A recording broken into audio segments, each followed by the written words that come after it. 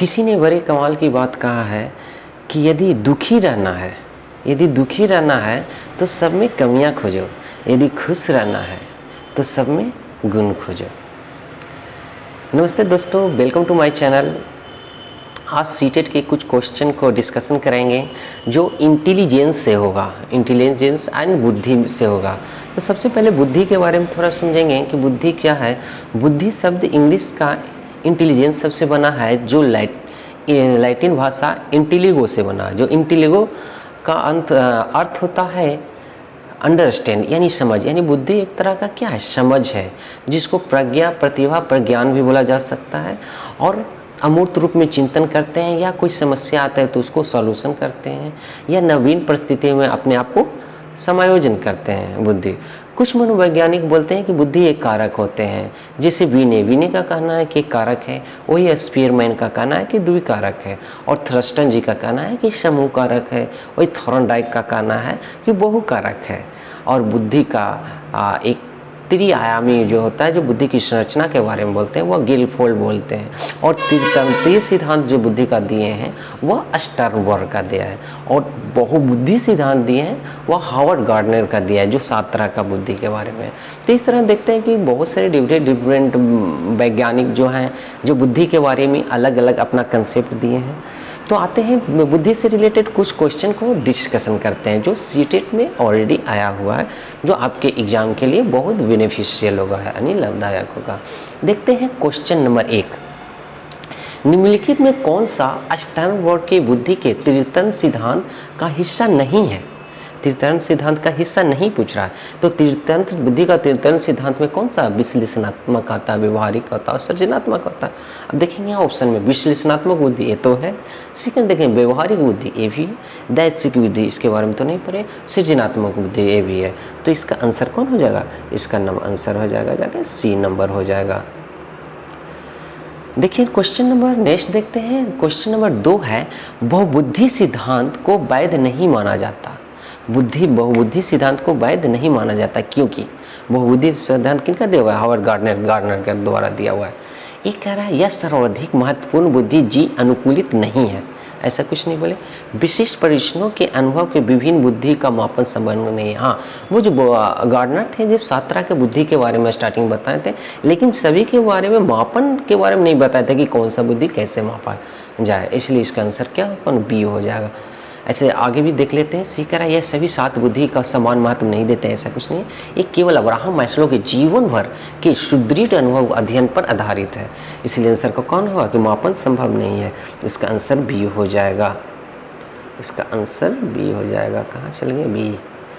देखते हैं next question देखते हैं। क्वेश्चन नंबर 3 है, हार्वर्ड गार्डनर के बहुबुद्धि सिद्धांत के अनुसार निम्नलिखित का मिलान कीजिए। संगीतकार, जो संगीत के बारे में अच्छे होंगे, संगीतकार कौन है सर? वायलिन या वादक संगीतकार हो सकते हैं। भाषी एक कवि होंगे। अंत व्यक्ति, अंत क्या है? इंटर यानी दूसरे के बारे में अच्छी तरह जानेंगे।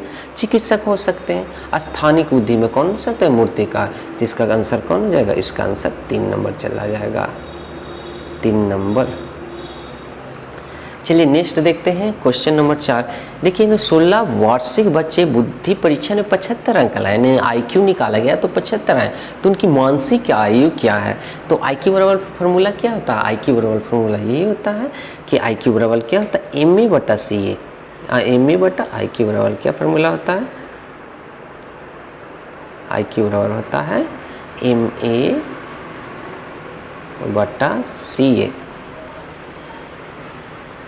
इंटू 100। इस फार्मूला पर यदि हम इसको बैठाते हैं तो देखिए, इस फार्मूला पर यदि बैठाते हैं तो 75 दिया हुआ है, यानी आई की दिया तो 75 लिख सकते हैं। इसको 75 लिख सकते हैं।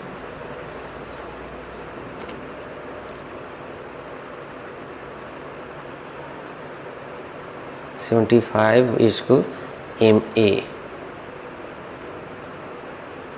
बटा CA दिया हुआ है 16, तो 16 इंटू लिख सकते हैं। अब देखिए 25 75 और 25 100 और 4 16 और 4 बड़ा होगा ना, तो MA बराबर क्या हो जाएगा? 12। तो इसका आंसर कौन हो जाएगा? इसका आंसर 12 हो जाएगा, यानी डी नंबर आंसर हो जाएगा। आते हैं नेक्स्ट क्वेश्चन पर। क्वेश्चन नंबर 5 देखते हैं कि बुद्धि लब्धि समानता डैश के रूप में शैक्षणिक निष्पादन को प्रदर्शित करें। जो बुद्धि लब्धि हम लोग निकालते हैं वो शैक्षणिक प्रदर्शन को कैसे प्रदर्शित करते हैं, किस रूप में? तो उच्चतम रूप में प्रदर्शित करती है। इसका आंसर कौन हो जाएगा? फर्स्ट में क्या है? पूर्ण, सेकंड में उच्च, माध्यम और कम से कम। कई जगह इसका आंसर माध्यम भी दिया हुआ है, लेकिन मेरे समझ से इसका आंसर कौन होगा? उच्चतम। इसलिए इसका हम बी मानते हैं, बी नंबर हो जाएगा। अच्छा, 6 नंबर क्वेश्चन कह रहा है इनमें से कौन सा त्रितंत्रीय सिद्धांत में व्यवहारिक बुद्धि का अभिप्राय नहीं है? नहीं पूछ रहा त्रितंत्रीय सिद्धांत। त्रितंत्रीय सिद्धांत कौन सा? व्यवहारिक बुद्धि। व्यवहारिक बुद्धि में देखे थे हम लोग क्या नवीन परिस्थितियों में अपने आप को समायोजन करना या उसके अनुकूलित करना, पर्यावरण का पुनर्निर्माण करना, ये तो होगा। केवल अपने विषय के व्यवहारिक रूप से विचार करना, केवल ये तो नहीं अपने नहीं सीख रहा। इस प्रकार का पर्यावरण चयन जिसमें आप सफल हो सकते हैं, ये भी है।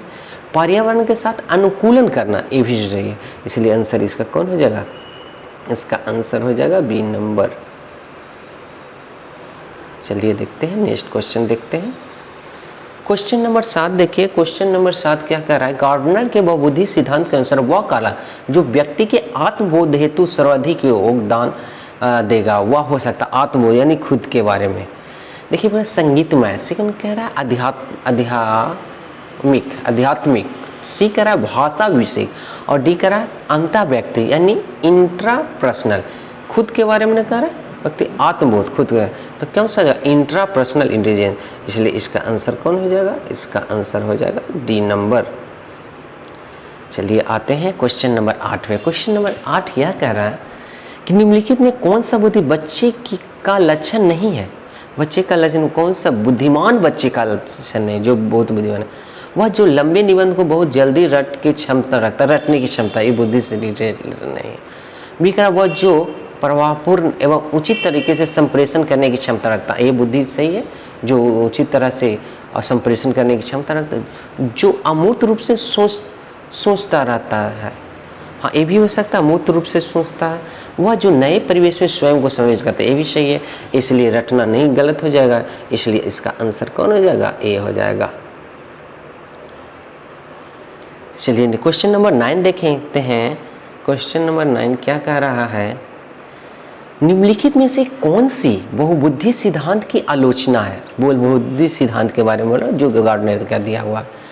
बहुबुद्धि सिद्धांत की भी आलोचना था कि वो 7 तरह तक तो बुद्धि दे दिए थे, लेकिन सभी का मेजरमेंट के बारे में नहीं बताए थे कि मापा जाता है। चलिए यहाँ देखिए कह रहा है ये अनुभविक साक्ष्य बिल्कुल भी समर्थक नहीं देता, बिल्कुल समर्थक नहीं देता, तो क्या बुद्धि का सिद्धांत ही नहीं बनता? ये तो नहीं हो। सेकेंड कह रहा है बहुबुद्धि केवल प्रतिभाएं हैं जो पूर्ण रूप से बुद्धि में विद्वान रहती है। सी कह रहा है क्या? बहुबुद्धि शिक्षार्थी को अपनी रुझान को खोज में मदद उपलब्ध करती है, सही बात है। वह व्यवहारिक बुद्धि पर आवश्यकता से अधिक बल देती है। तो इसका आंसर कौन हो जाएगा? ये बी कह रहा है, आलोचना के सेंस में ना, बहुबुद्धि केवल प्रतिभा है जो पूर्ण रूप से बुद्धि में विद्वान रहते हैं, इसलिए 9 का आंसर कौन हो जाएगा? 9 का आंसर हो जाएगा बी। 9 का आंसर हो जाएगा बी। चलते हैं नेक्स्ट क्वेश्चन पर हम लोग चलते हैं। क्वेश्चन देखते हैं 10, और ये क्वेश्चन लास्ट है आपका, बुद्धि से रिलेटेड है, यानी इंटेलिजेंस से रिलेटेड एक क्वेश्चन लास्ट है। देखिए निम्नलिखित में कौन सा स्टर्नबर्ग के बुद्धि का त्रितंत्रीय सिद्धांत के रूप में, त्रितंत्रीय सिद्धांत कौन दिया? स्टर्नबर्ग दे दिया, जो 3 तरह के बुद्धि के बारे में हुआ, एनालिटिकल, प्रैक्टिकल और एक एनालिटिकल हो गया, एक प्रैक्टिकल होगा, एक क्रिएटिव हो गया। 3 तरह का, व्यवहारिक बुद्धि, प्रयोगात्मक बुद्धि, संसाधन पूर्ण बुद्धि और गणितीय बुद्धि। तो कौन सा एक रूप है? व्यवहारिक बुद्धि, जिसको प्रैक्टिकल बोला जाता है, इसलिए इसका आंसर कौन हो जाएगा? इसका आंसर हो जाएगा ए नंबर हो जाएगा आंसर।